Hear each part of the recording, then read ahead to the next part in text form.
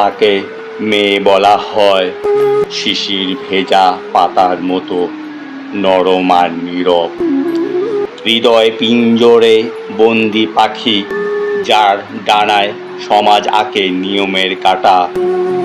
তাকে মেয়ে বলা হয় আলো ছায়ার মাঝে দাঁড়িয়ে থাকা দীপশিখা, যে জ্বলে নিজের ভেতরেই তবু আলো ছড়ায় নিঃশব্দে।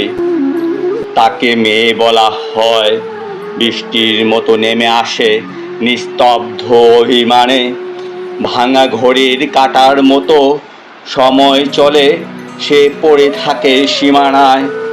তাকে মেয়ে বলা হয় চন্দ্রবন্দী জ্যোৎস্নার মতো রূপ, যাকে দেখে সবাই থামে কিন্তু জিজ্ঞেস করে না তুমি কেমন আছো। তাকে মেয়ে বলা হয় তাই স্বপ্ন দেখলেও গর্ভে পুঁতে রাখতে হয়, তাই উচ্চারণ করলে না।